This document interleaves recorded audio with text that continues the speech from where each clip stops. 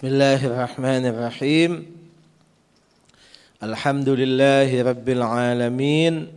Wa usalli wa usallimu ala habibi rabbil alamin. Sayyidina wa nabiyyina wa syafi'i dhunubina Abil Qasimil Mustafa Muhammad.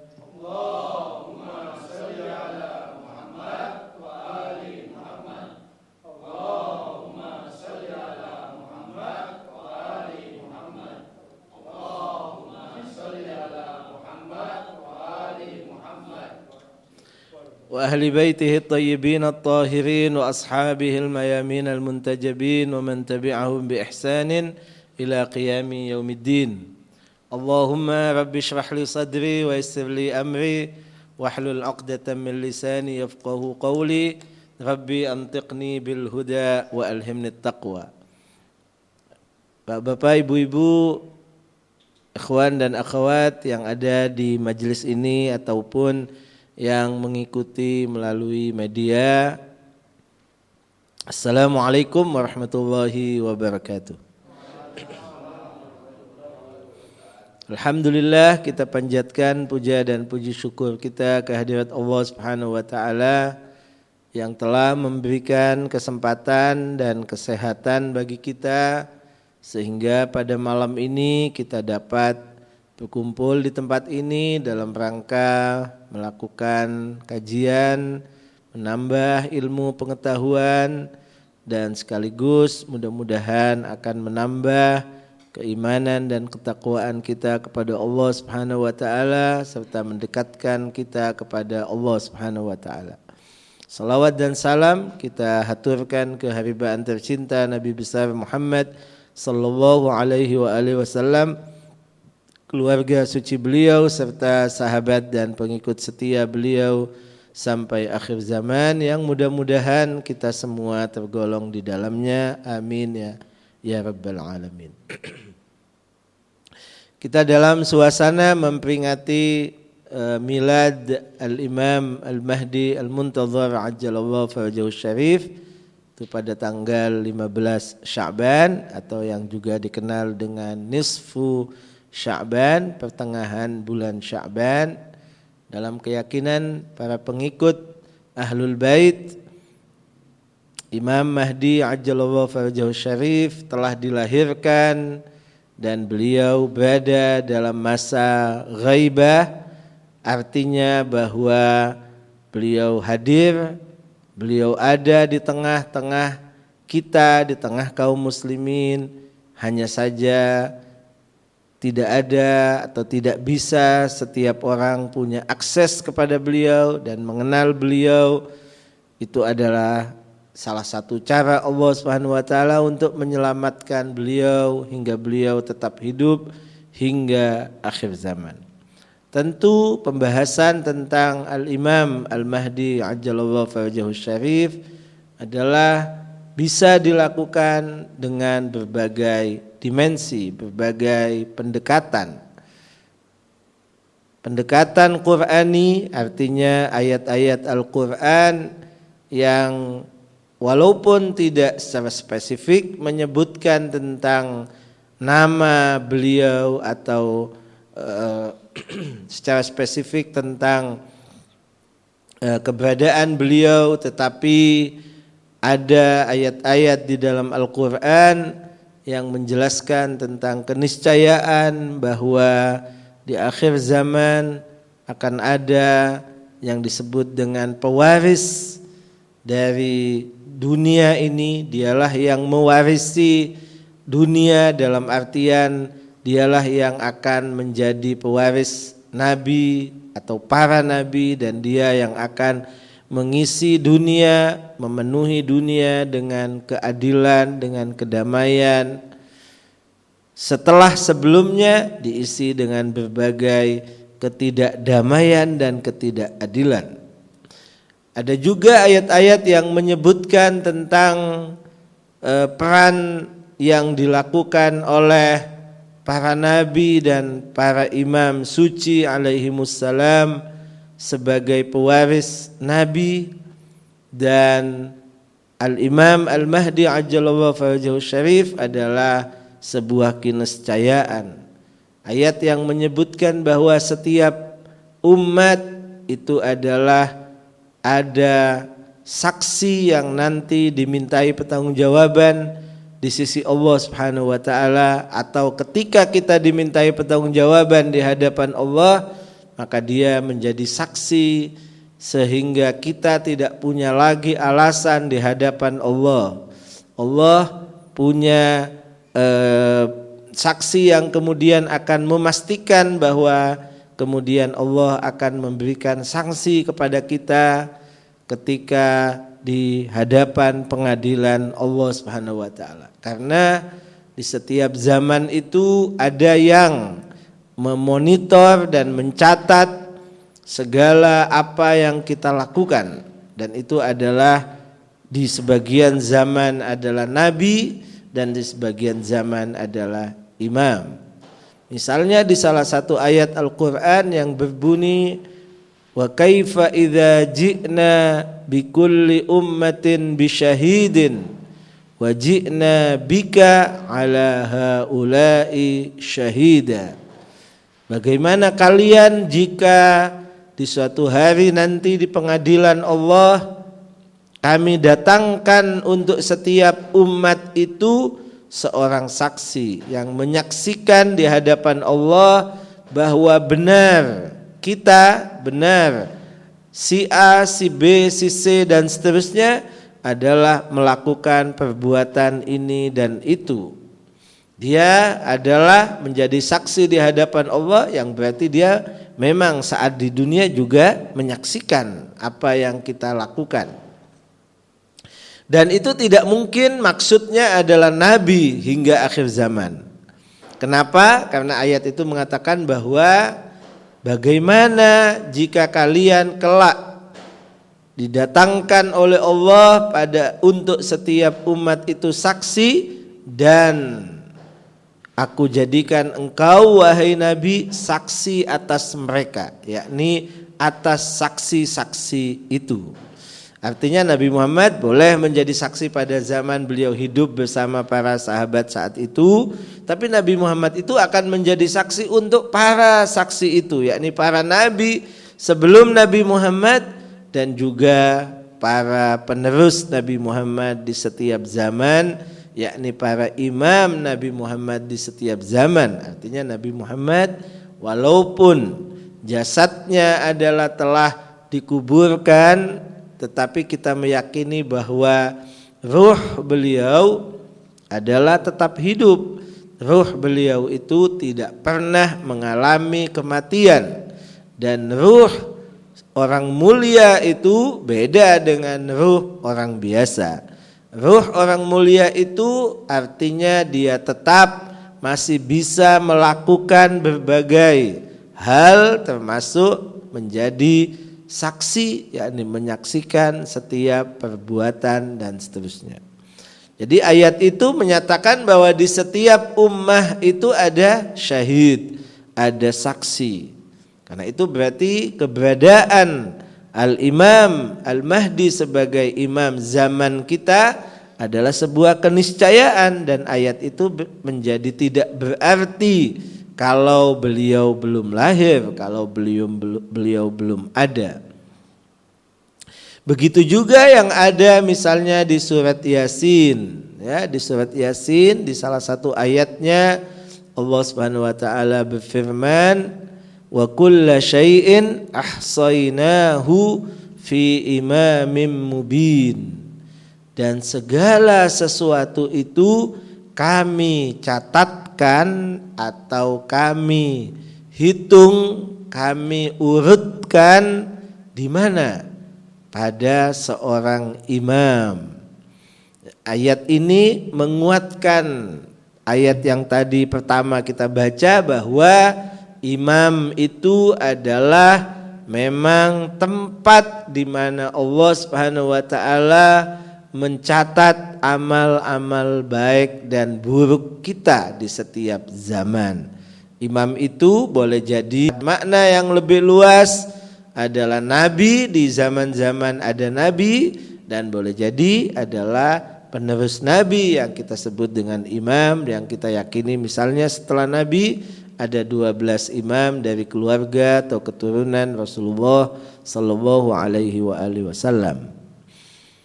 Di sebagian ayat lain Allah Subhanahu wa taala menyebutkannya dengan kitab. Ya, bahwa nanti di akhirat itu Allah Subhanahu wa taala akan memberikan kitab catatan, buku catatan amal kita. Ya, misalnya dalam surat Al-Waqi'ah misalnya bahwa ada buku catatan yang diterima dengan tangan kanan sebagai golongan kanan dan kemudian ada golongan kiri, ya, ashabul yamin dan ashabus shimal. Dalam surat Al-Infitar misalnya Allah Subhanahu wa taala menyebutkan fa amma man utiya kitabahu biyaminih fasawfa yuhasabu hisaban yasira wa yanqalibu ila ahlihi masrura wa amma man utiya kitabahu wara'a dhahri fasawfa yad'u thubura. Di hari itu Allah Subhanahu wa taala akan memberikan kepada manusia buku catatan amalnya. Buku catatan amal itu ada yang diberikan kepada manusia melalui tangan kanannya. Dan ketika dia menerima buku catatan amal dengan tangan kanannya, maka dia akan mendapatkan kenikmatan, kebahagiaan, akan kembali menemui katakan keluarganya di sorga dan seterusnya dengan bahagia. Tetapi ada sebagian orang yang menerima buku catatan amalnya dari belakang, yang itu adalah kemudian dia mengeluh dan dia menyesal karena buku catatan amalnya adalah buruk. Jadi boleh jadi memang buku catatan atau yang disebut dengan kitab itu boleh jadi adalah buku catatan dalam artian seperti kita pahami saat ini. Tapi boleh jadi juga adalah bukan buku catatan, tapi itu adalah pribadi imam, pribadi nabi. Tapi yang pasti maksudnya pada tadi kulla syai'in ahsainahu fi imamin mubin, bahwa segala sesuatu itu ada pada imam. Maksudnya tentu bukan kitab suci yang diturunkan Al-Quran. Karena kitab suci yang diturunkan itu ada 4, ya, Zabur, Taurat, Injil dan Al-Quran. Kalau Zabur itu diturunkan kepada Nabi Daud. Sebelum Nabi Daud itu sudah ada umat, ya, sejak Nabi Adam, Idris, Nuh, Hud, Saleh, Ibrahim, ya, dan seterusnya. Artinya sebelum diturunkan kitab Zabur Daud itu sudah ada umat. Harusnya juga ada catatan-catatannya, ada buku-bukunya, ada imam-imamnya. Jikalau maksudnya adalah kitab suci yang diturunkan, di dalam kitab suci itu Allah Subhanahu wa taala mencatatkan segala sesuatu, artinya menjelaskan segala sesuatu, rasanya bukan itu maksudnya. Karena itu hanya terbatas kepada misalnya nabi yang diturunkan kitab suci baginya, sementara ada para nabi sebelumnya yang tidak ada kitab sucinya. Maka kemungkinan besar makna daripada imam itu adalah ya imam pribadi, bukan misalnya kitab suci, ya. Tentu banyak lagi beberapa ayat di dalam Al-Quran yang menjelaskan tentang katakan bahwa isyarah, penjelasan kepada sosok atau pribadi Imam Al-Mahdi Ajjalallahu farajahu syarif. Sebagian misalnya meragukan akan keberadaan Imam Mahdi yang berumur panjang, ya. Kalau beliau lahir 250 Hijriah, maka saat ini usianya adalah 1200, ya, kurang lebih, atau 1100 sekian. Sebagai sesuatu yang mustahil ini tentu tidak bisa diterima, dalam artian kalau kita kembali kepada Al-Quran, ya, dan para nabi yang hidup di zaman dahulu itu jauh, ya, Nabi Nabi Nuh misalnya disebutkan masa dakwah beliau itu saja 950 tahun. Al-Quran menyebutkan 1000 kurang 50. Itu masa dakwah saja, tetapi umurnya Nabi Nuh itu dalam riwayat disebutkan 3000 tahun. Artinya orang bisa hidup dalam waktu yang seperti itu 3000 tahun. Nabi Isa alaihissalam misalnya dalam ayat Quran disebut diangkat oleh Allah, hampir sepakat mufassirin begitu, dan artinya beliau tetap hidup, artinya beliau belum wafat dan usianya sudah 2022 tahun ya, karena kalau Masehi tahun 1 Masehi itu dihitung dari hari atau dari tahun kelahiran Nabi Isa, artinya sampai sekarang umur beliau sudah 2022 tahun dan bukan sesuatu yang sulit bagi Allah Subhanahu wa taala untuk menghidupkan orang hingga ribuan tahun. Jadi Al-Qur'an mencontohkan kepada kita supaya kita tidak kemudian menganggapnya sebagai sesuatu yang mustahil, seseorang bisa hidup dalam waktu yang ribuan dengan contoh-contoh seperti Nabi Isa, begitu juga Ashabul Kahfi misalnya. Ashabul Kahfi itu ditidurkan selama 300 tahun lebih. Begitu juga ada kisah-kisah yang lain dalam Al-Quran yang demikian. Bahkan kalau kita membaca dalam ayat Al-Quran yang berhubungan dengan salah seorang nabi, namanya nabi siapa yang nabi yang naik kapal kemudian dia harus dilemparkan ke laut dan kemudian Nabi Yunus kemudian dimakan atau ditelan oleh ikan. Ayat Quran itu menyebutkan bahwa ketika Nabi Yunus berada di dalam perut ikan itu, beliau selalu bertasbih kepada Allah Subhanahu wa taala. Yang kalau beliau tidak selalu bertasbih kepada Allah Subhanahu wa taala, ayat Quran mengatakan, nanti bisa di-search kembali, Al-Quran mengatakan la labitha fi batnihi ila yaumi yub'atsun. Sekarang itu mudah untuk bisa men-search surat berapa ayat berapa ya, tinggal tulis misalnya yub'atsun, walaupun ditulis dengan Latin saja nanti akan keluar itu ayat Qur'annya di surat berapa ayat berapa. Ini kekurangan saya, banyak tidak menghafal surat apa ayat berapa, tapi ayatnya hafal.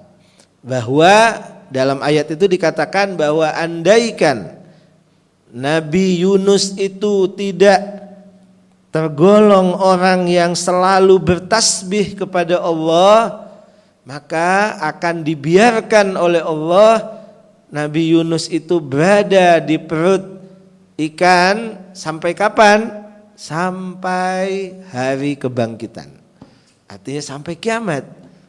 Artinya apa? Artinya Nabi Yunus itu bisa hidup sampai hari kiamat.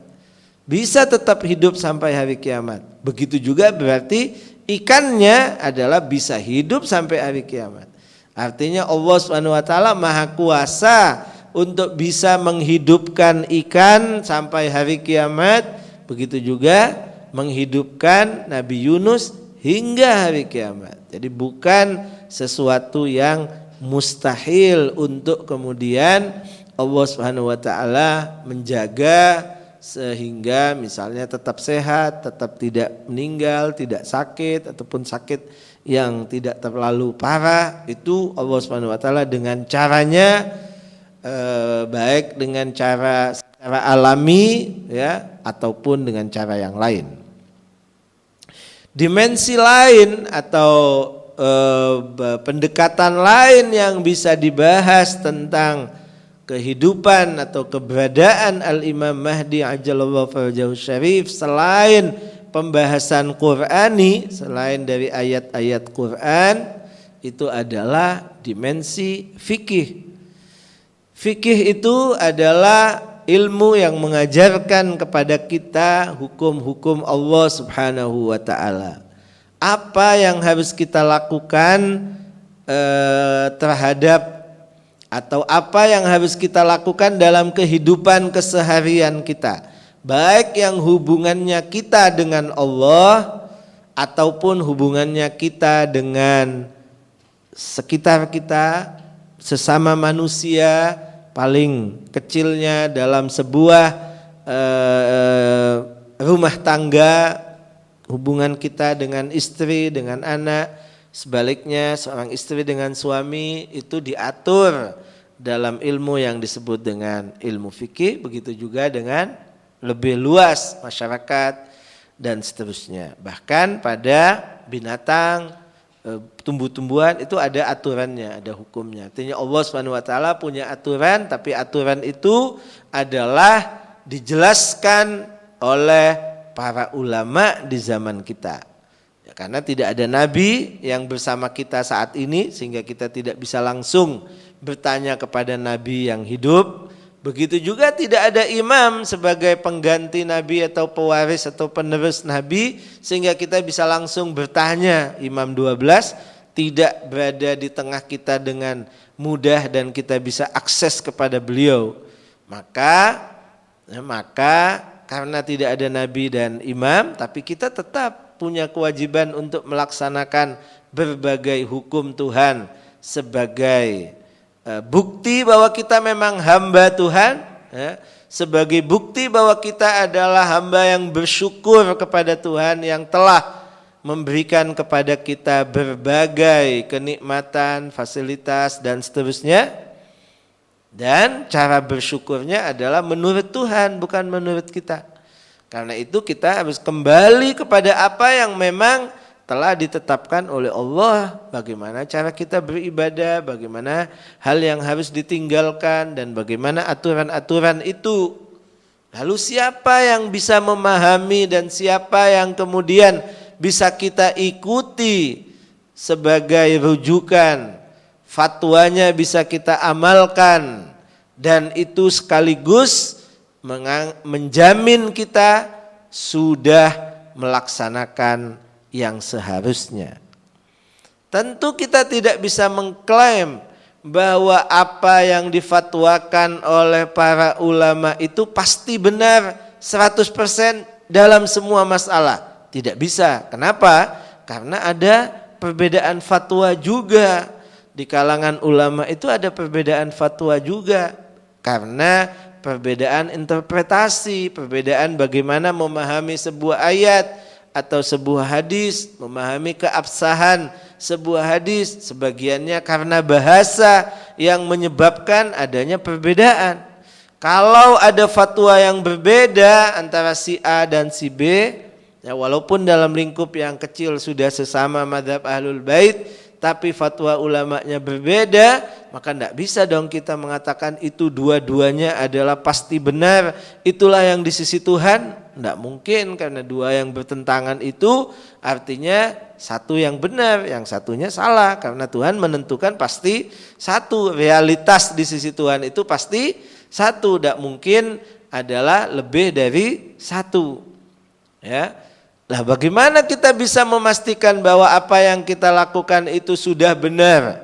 Nah, kalau sudah benar dalam artian sesuai dengan realitas yang di sisi Tuhan, kita tidak bisa menentukannya. Kita harus menunggu sampai bertemu dengan Tuhan kelak di hari kiamat baru kita bisa tahu. Tapi sekarang bagaimana tugas kita? Kan tetap harus melakukan. Ya. Itu makanya kemudian berpindah kepada yang kedua. Kita tidak bisa meyakinkan 100% pasti benar, tapi kita bisa meyakinkan diri kita bahwa kita sudah melaksanakan tugasnya.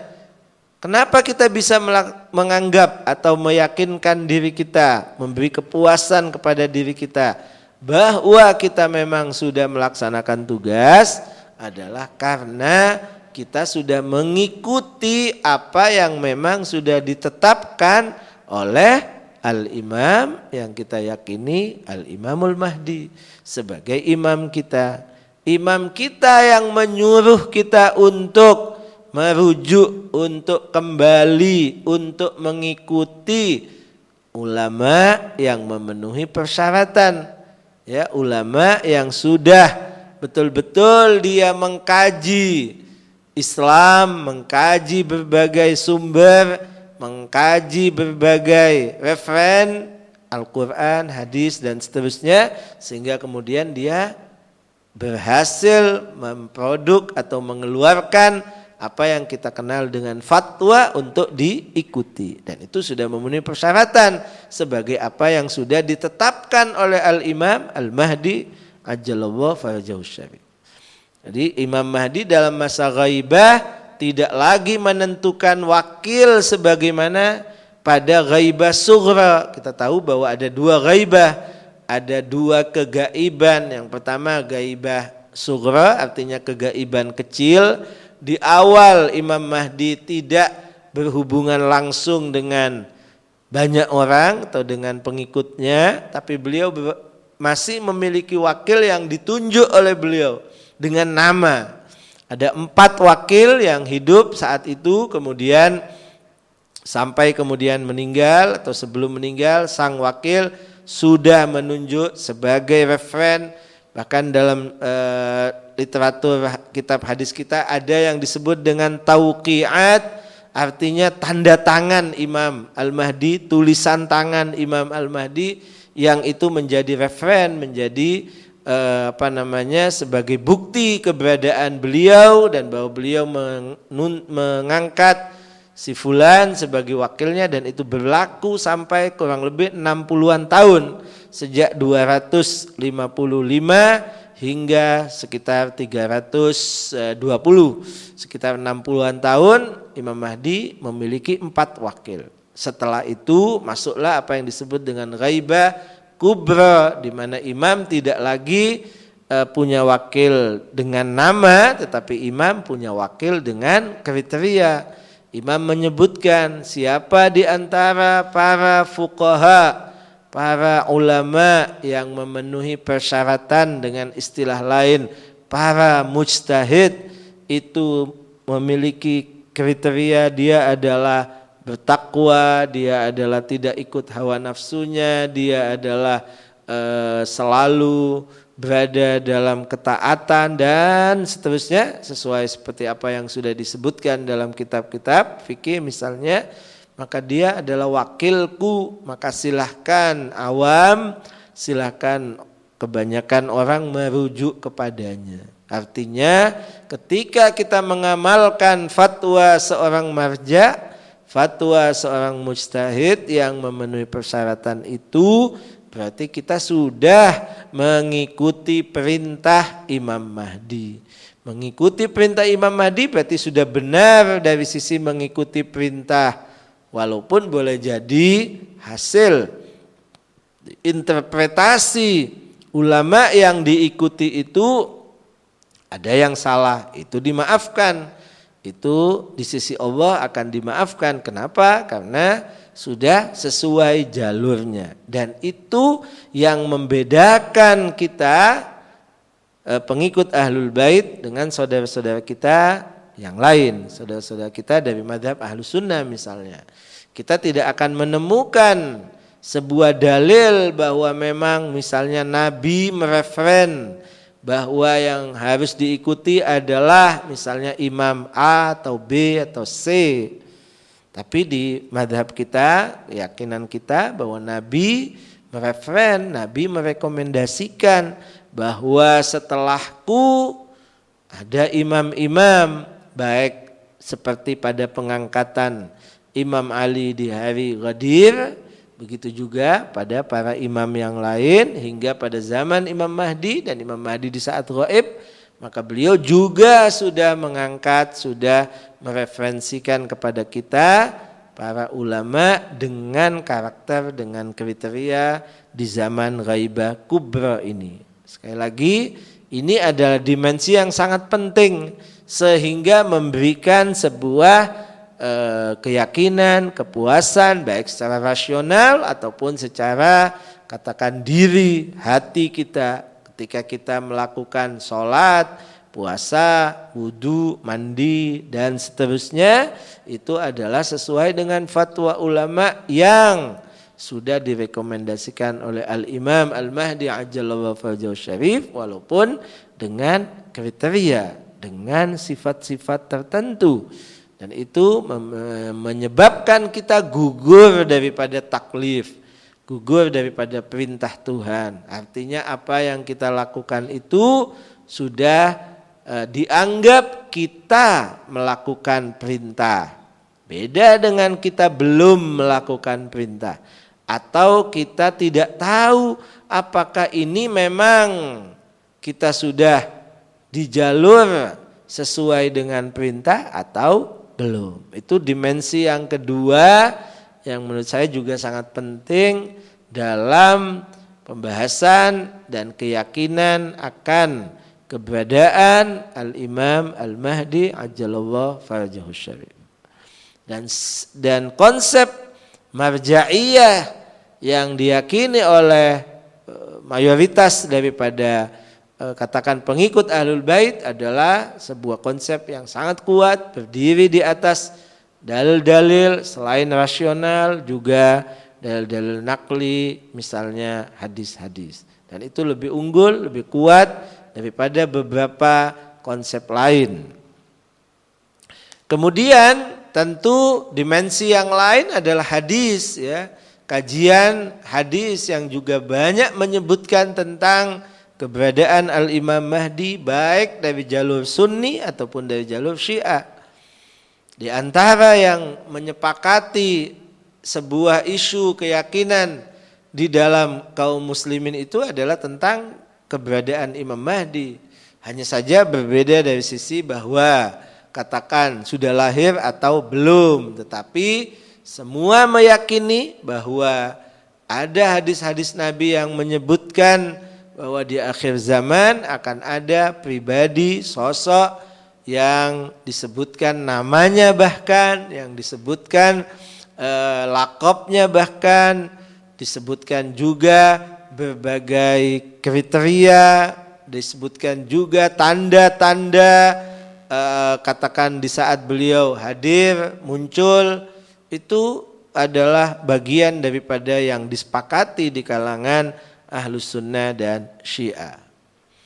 Yang keempat, dimensi yang lain yang bisa kita kaji, yang bisa menjadi pembahasan dan menjadi sebuah pegangan serta katakan keyakinan akan keberadaan Al-Imam Al-Mahdi Ajjallahu Farajahu Syarif adalah dimensi yang disebut dengan teologi dalam artian bagian dari akidah, dan juga dihubungkan dengan apa yang diyakini dalam dunia tasawuf ataupun irfan, ya.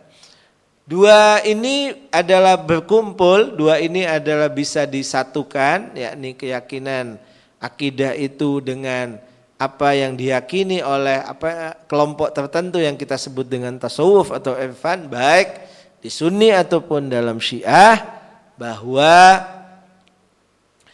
kita sebagai makhluk Allah Subhanahu wa taala itu adalah makhluk yang sangat kecil, makhluk yang lemah, ya. Al-Qur'an menyebutkan misalnya, ya ayyuhan nas antumul fuqara'u ilallah wallahu huwal ghaniyul hamid. Wahai manusia, kalian adalah fakir kepada Allah dan Allah lah yang maha kaya. Kita mungkin kalau mendengar kata tersebut, kita langsung pasti setiap kita, pikiran kita langsung lari, ya. Konotasinya fakir itu maksudnya enggak punya uang gitu, ya. Kaya itu artinya yang banyak uangnya. Itu mungkin salah satu makna, tapi bukan itu yang dimaksudkan oleh ayat ini. Ayat ini adalah lebih dalam daripada itu. Fakir itu artinya adalah bergantung. Sementara ghani itu yang dalam bahasa disebut kaya itu tidak bergantung, dia mandiri. Nah, di sini kita akan lebih bisa memahami betapa bahwa kita ini, manusia ini adalah makhluk yang sangat bergantung. Coba kita renungkan satu persatu dari apa yang kita miliki. Semua anggota tubuh kita itu adalah sangat bergantung. Ya, kita bergantung kepada oksigen. Ya, 1 detik atau beberapa detik kita tidak punya oksigen, kita akan mati. Kita bergantung mata kita bergantung kepada cahaya, mata kita bergantung juga kepada matahari. Kehidupan kita itu bergantung juga kepada panasnya matahari. Kemudian sel-sel yang ada di tubuh kita adalah sangat bergantung kepada banyak hal.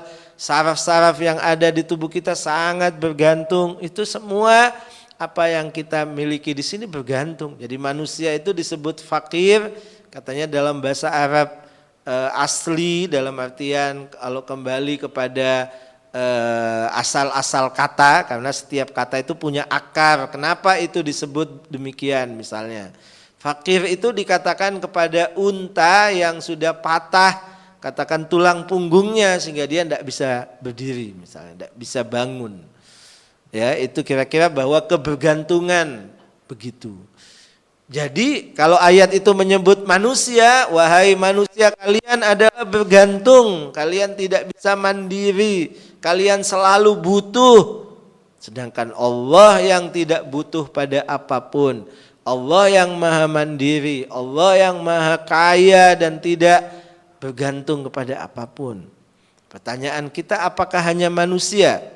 Enggak juga, makhluk sekitar kita juga sangat bergantung. Binatang itu sangat bergantung, hampir sama seperti kita tuh, bahkan lebih. Dia juga bergantung kepada oksigen, bergantung kepada udara, bergantung pada matahari dan seterusnya. Bahkan tumbuhan juga bergantung. Pohonan itu bergantung kepada banyak hal. Yang hidup itu semuanya bergantung. Yang mati pun juga bergantung. Ya. Pepohon, bebatuan, gunung, laut, ya, air, langit, bintang, matahari, semua itu tidak mandiri, semua adalah bergantung. Ya. Nah, itu sebagian katakan pemikir dalam Islam menyebut bahwa manusia itu, makhluk itu, manusia dan semua makhluk itu adalah seperti angka 0. 0 itu apa artinya 0? Tidak ada artinya. Apa artinya atau berapa nilainya 0 itu? Tidak ada. 0 itu kalau 1 tidak ada nilainya. Kalau 2 sama juga. 3, 10, 100, 0 kita deretkan 100. Tidak ada artinya, kosong. Ya. Kapan 0 itu akan bisa berarti? Kalau ada angka 1 sebelum 0 itu. 1 0 ditambah dengan 1 sudah menjadi 10. 2 menjadi 100, 3 menjadi 1000, 4 menjadi 10.000 dan seterusnya. Itu baru berbunyi nih. Tidak tetap 0 kalau ada satunya. Ya. Baru dia akan bermakna. Dia mencontohkan bahwa kita manusia dan isinya ini seperti angka 0 yang tidak ada manfaatnya, tidak ada isinya, bahkan tidak layak untuk disebut apa-apa. Tapi kapan akan punya makna, kapan bisa berdiri, kapan dia bisa kemudian punya manfaat, nah, sehingga 10 ada manfaatnya kan, 100.000 ada manfaatnya. Itu ketika ada 1 di depannya, dan 1 itulah Allah Subhanahu wa taala. Dengan adanya 1 itulah maka kita kemudian bisa hidup, bisa bermanfaat, bisa dan seterusnya. Itu artinya bahwa kita semua ini adalah perlu kepada Allah Subhanahu wa taala. Perlu kepada Allah itu hanya dalam keberadaan, yakni perlu diciptakan oleh Allah dan kemudian selesai? Enggak juga. Perlunya kepada Allah itu terus-menerus. Artinya Kalau kita mau gambarkan tentang dunia dan isinya termasuk kita manusia itu tidak bisa dicontohkan atau digambarkan dengan katakan eksistensi atau keberadaan rumah atau bangunan. Hubungannya bukan seperti hubungan rumah dan tukang bangunan yang bikin rumah itu. Bukan begitu. Karena kalau ini keyakinan kita, dan itu di sebagian kaum muslimin ada yang meyakini begitu, bahwa Tuhan menciptakan alam dan isinya, setelah itu dilepas oleh Tuhan dan tidak ada lagi hubungan dengan Tuhan. Sudah, dia akan jalan sendiri. Dan tetap itu akan eksis. Bahkan kalau misalnya Tuhan boleh mati misalnya, dan tidak. Tapi boleh saja Tuhan mati dan ini dunia akan berjalan karena sudah diciptakan. Sama dengan rumah. Seorang tukang bangunan menciptakan rumah, rumahnya udah jadi, ya. Tukang bangunannya apa harus ada di situ terus? Enggak. Dia mau pergi kemana-mana, rumah itu tidak akan pengaruh. Sang tukang bangunan sakit misalnya, rumah tetap eksis. Sang tukang bangunan mati, rumah tetap ada. Tidak ada lagi hubungan. Ternyata hubungan kita dengan Tuhan, keperluan kita kepada Tuhan, kebergantungan kita kepada Tuhan, bukan seperti rumah dan tukang bangunan tadi yang dibutuhkan di awal saja untuk kemudian ada. Adalah selalu harus eksis terus kita, karena kita mendapatkan dalam bahasa filsafat Islam yang berbahasa Arab, ataupun dalam bahasa tasawuf misalnya atau irfan, itu disebut dengan faid ilahi, faidul wujud, yakni karunia keberadaan dari Tuhan. Jadi keberadaan kita ini adalah keberadaan yang bersambung, bukan ada dan selesai. Enggak, tetap butuh kebersambungan, tetap kita mendapatkan karunia dari Tuhan. Kalau saya boleh contohkan sesuatu yang mungkin lebih mendekatkan pemahamannya kepada akal kita, sama dengan cahaya yang ada di lampu ini, di bohlam ini. Bohlam ini menyala apa karena adanya bohlam dan diciptakan, dibuat oleh yang buat bohlam? Tidak hanya itu. Kalau bohlam saja diciptakan, belum tentu dia hidup. Tidak bisa hidup dia, tidak bisa nyala. Kapan dia nyala? Ketika tersambung ke sumber daya, sumber listriknya, PLN misalnya atau yang lain. Selama dia bersambung dengan PLN, dia hidup. Artinya selama itu dia terus menerima aliran listrik dari PLN itu. Dan terus dia hidup. Diputus 1 detik dari PLN, maka mati juga lampu ini. Itu artinya cahaya yang ada pada bohlam dan lampu ini adalah bergantung kepada sumber daya aslinya PLN. Kita manusia adalah begitu. Kita manusia adalah harus selalu mendapatkan karunia keberadaan dari Tuhan. Apa bentuknya memang sulit untuk kita gambarkan, sampaikan, karena ini abstrak ya. Tetapi kebergantungan itu sesuatu yang pasti, seperti pada hal-hal yang tadi kita bisa pahami, misalnya udara dan seterusnya. Jadi keberadaan kita semua itu adalah sangat bergantung masih kepada Tuhan. Karena karunia dari Allah Subhanahu wa taala itu adalah besar, maka tidak mungkin kita langsung bisa menerimanya, karena kita itu adalah yang sangat kecil. Jadi kalau kita mau contohkan kepada listrik yang mungkin ribuan volt dari PLN itu, atau puluhan atau ratusan ribu volt, tidak mungkin bisa diterima langsung oleh handphone kita. Butuh kepada perantara, butuh kepada yang mengecilkan voltase itu sampai masuk ke lampu 5 watt kita, atau lampu katakan handphone kita dan seterusnya. Ya. Pada penerimaan faidul wujud dari Tuhan itu juga perlu kepada perantara-perantara. Siapa perantaranya? Tentu perantaranya yang memang mampu menerima karunia itu dari Tuhan, dari Allah. Berarti harus beda antara yang menjadi perantara itu dengan umumnya manusia. Karena kalau sama ya enggak perlu ada perantara. Itulah nabi dan para imam. Jadi nabi itu diangkat oleh Allah Subhanahu wa taala bukan hanya diangkat dalam artian pengangkatan, sama dengan kita memahami pengangkatan katakan bupati, gubernur itu kan diangkat. Apa yang membedakan bupati dengan saya atau orang lain? Enggak ada bedanya. Bahkan boleh jadi saya punya kelebihan dari beberapa bupati misalnya. Tapi karena saya tidak diangkat, entah diangkatnya melalui SK gubernur atau diangkatnya melalui katakan pilkada, saya tidak diangkat ya saya tidak jadi. Jadi posisinya adalah karena pengangkatan. Nabi dan Rasul, para imam begitu? Enggak. Bukan karena diangkat saja.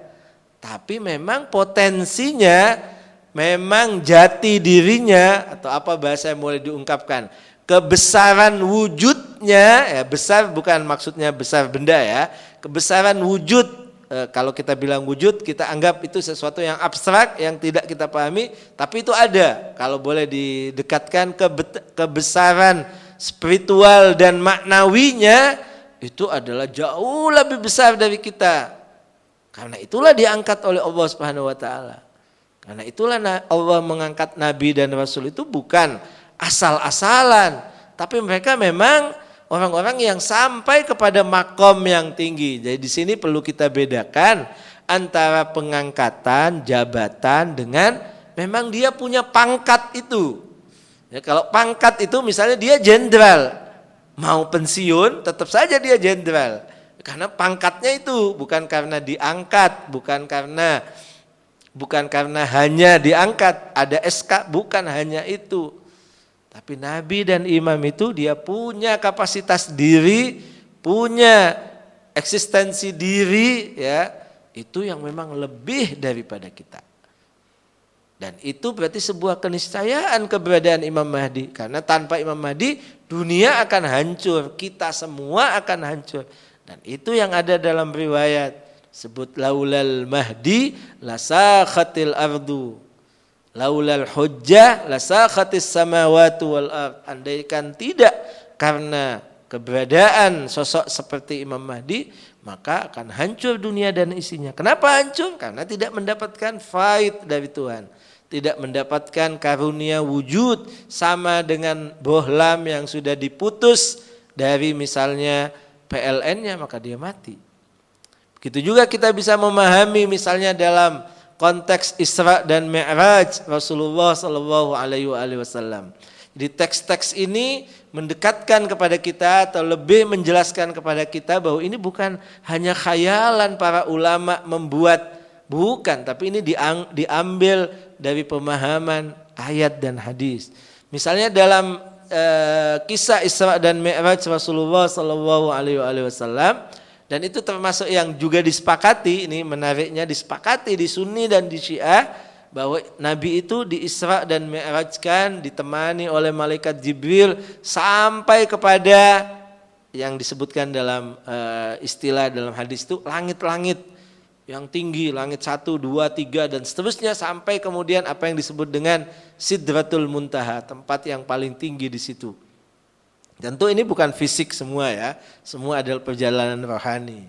Tapi menariknya bahwa di perjalanan itu ketika sampai kepada satu terminal, istilah kita, satu tempat di mana malaikat Jibril kemudian mengatakan kepada Rasulullah, tempatku hanya sampai di sini dan silahkan Anda lanjutkan perjalanan. Malaikat Jibril saja kemudian mengatakan kepada Nabi, Anda lanjutkan perjalanan. Katanya dalam hadis itu Nabi diungkapkan misalnya kalau boleh dengan bahasa kita, loh engkau meninggalkan aku sendirian wahai Jibril, ini tempat yang asing, aku tidak pernah tahu. Tapi malaikat Jibril bilang, bukan aku tidak mau menemanimu wahai Rasulullah. Lau qadimtu an mulatan lah taraktu. Katanya malaikat Jibril, kalau aku maju, bahasa kita, bahasa Indonesia kita bilang selangkah ya, selangkah. Itu kira-kira jarak yang paling jauh atau paling dekat ya. Kalau saya maju selangkah, Misalnya saya akan hancur wahai Rasulullah. Tapi hadis itu menggunakan istilah bukan selangkah, tapi satu jari. Lau qadimtu an mulatan, kalau aku maju satu jari saja, maka aku akan hancur. Kenapa hancur? Kenapa aku sudah tidak bisa hidup lagi? Karena tidak mampu. Kapasitas dirinya hanya sampai di situ. Kekuatan rohani dan spiritual malaikat Jibril itu sampai di situ, dia tidak mampu lagi. Sedangkan Rasulullah adalah jauh lebih mulia dari malaikat Jibril, jauh punya kapasitas lebih mulia dari malaikat Jibril. Makanya Rasulullah masih bisa lanjut, makanya beliau jadi nabi, makanya beliau yang menjadi perantara. Jadi kalau kita tawassul itu ya, bukan hanya kita katakan demi adab, demi kesopanan minta kepada Allah melalui imam. Betul, itu bagian, tapi bukan hanya itu. Ya, bahwa kita meminta kepada Allah melalui nabi atau para imam adalah karena memang merekalah penerima atau merekalah perantara-perantara Allah Subhanahu wa taala memberikan karunia-Nya kepada kita. Jadi keberadaan Imam Mahdi sekali lagi adalah niscaya sebagaimana keberadaan Nabi, keberadaan para imam yang lain, sehingga Allah Subhanahu wa taala memberikan karunia-Nya kepada makhluk, kepada kita, kepada segala sesuatu yang ada di sini.